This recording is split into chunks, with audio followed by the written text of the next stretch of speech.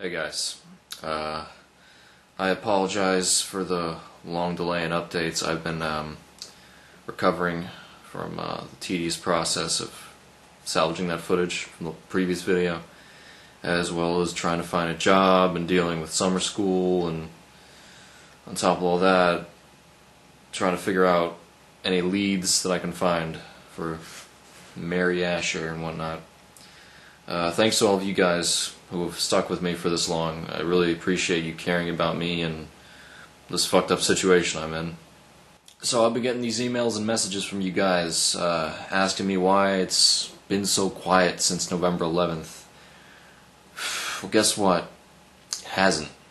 I'm making this update video now because even though it's been quiet on this YouTube account since then, if you followed my other accounts, it's anything but. You'd know that there's been a good deal of shit happening, and I've gotten many requests to explain what's been going on from viewers, so I was just going to take this time and sit down and let all of you know what's been going on these past few months. Let's start on November 5th. That's a day after I got back home after the events of Halloween Hotel. Because my birthday on the 11th was less than a week away, and knowing that the Observer had something planned for me then, I went out and bought a 9mm handgun from a pawn shop. I chose not to tweet about it. I didn't want them knowing that I had it. And I waited at my house, sleeplessly, until the 10th, and on the night of the 10th, all hell broke loose. I was attacked and fled back to the hotel, where I was taken and woke up about a week later with little memory of what had happened.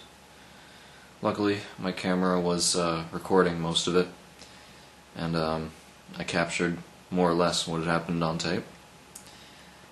The first part of the footage was so heavily distorted that it took me till May to recover it fully.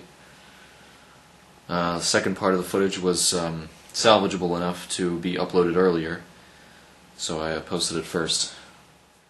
During the time that I was missing, from November 11th to the 18th, the Observer had taken control of my accounts and fucked around a bit.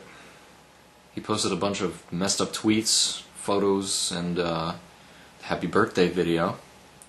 Also, against my wishes, he posted the crime scene photo of Milo to the public as a reward to his shitty riddle that he put on Twitter. Now, I didn't want it getting out in respect of Milo's memory, but since it's already out there, there's no use in hiding it any longer. But I don't blame my viewers for giving into it, because I know you guys didn't know what he was going to post, and I would have done the same for answers. So, don't feel guilty about that. I would have done the same. When I drove back to my house, after waking up in the hotel on the 18th, I discovered that my 9mm pistol was missing, and there were 2 bullet holes in the wall at the back of my hallway. At the time, I didn't remember jack shit, and since I had yet to recover the first part of the footage, I didn't know how the bullet holes had gotten there, so I freaked out a little bit. And I know now that the holes were the result of me shooting at the tall man, the Grosseman, or whatever the fuck you want to call him. Assuming that I'm not a terrible shot, I think I hit the thing twice. I really hope I did. Anyway, as time went on, I began remembering more and more of what I'd forgotten. When I was in the hotel, someone opened the door right before I was taken, and all I can really remember is the silhouette of a figure with pinhole eyes and a thin smile, which is what showed up on the tape. Now, I'm pretty sure that this figure is the Firebrand character that the Observer keeps talking about, and other than that, I know nothing of what happened to me during that period. Then, on Valentine's Day, I decided to host a live stream. A quarter way through the stream, the Observer posts a picture to my TwitPics on Twitter. It depicted a recurring dream that I was having that I had actually drawn and uploaded over a year ago. So I decided to talk with him back and forth via Twitter, and you can see the whole conversation by going on my Twitter and scrolling back to February 14th.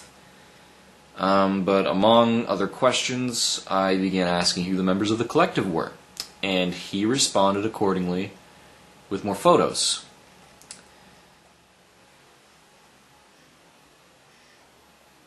After that, my mom called me, said that John Fletcher was found dead. If you don't remember who he was Milo's stepdad, who I had called and talked to back in January of 2011. They didn't rule out murder, and they think it was Mary Asher who killed him because of some grudges that they had. I don't know. And after that, Sarah, the girl I stayed over with for Thanksgiving, called. She told me the cat, the girl who was with us, was found dead too, and she pretty much accused me of being the murderer somehow, even though it's impossible, because these goggles that I wore in the nature trail video were the same ones that Kat was wearing on Thanksgiving. But she's wrong, because even though they were Kat's, I found them in my bag after I left. She must have misplaced them there, and I was nowhere near the area. I was in fucking class. I have a solid alibi. It checks out, so I'm safe. I only wore them because I thought they were cool, and why waste them? I mean, and the bloody shit that happened on Thanksgiving was a long while prior to her death. It couldn't have been me. It's fucking impossible.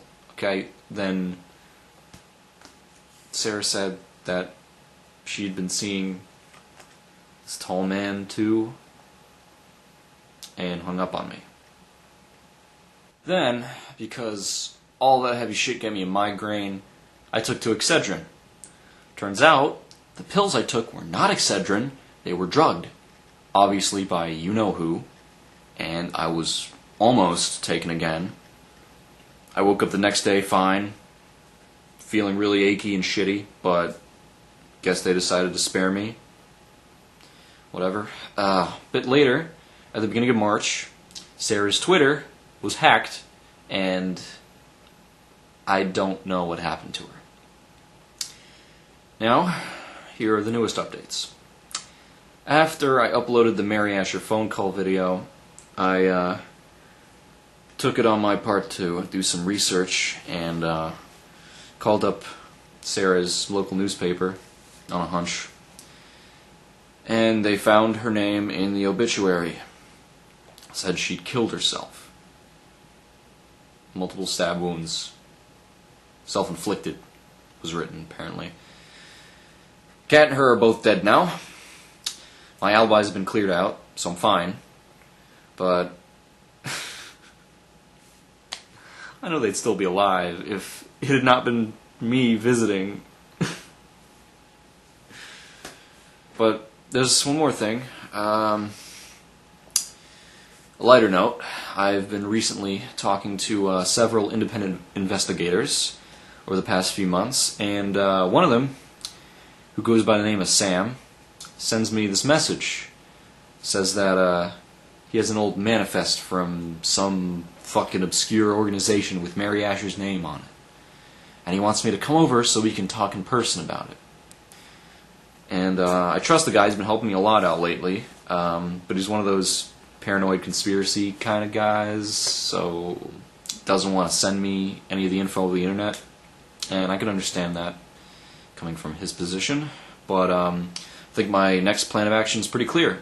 I'm going to visit this Sam guy, and hopefully he can point me in the right direction. Because I have zero leads on Mary, and I feel pretty confident about this manifest. I think this is a really good idea, and I just got a good feeling about it. The guy lives pretty nearby, so I'm probably going to see him in the next few days. So I think that's it for updates. Now, I want to say something. Most of my videos, the ones uploaded by me, I've not allowed comments. I chose to do that because this channel is really meant for documentation purposes only, and I don't want any spammy comment clutter on it. However, on this video, I am going to allow comments, so anyone who cares can give me some advice or information or whatever, so there you go. If you want to do it, have at it.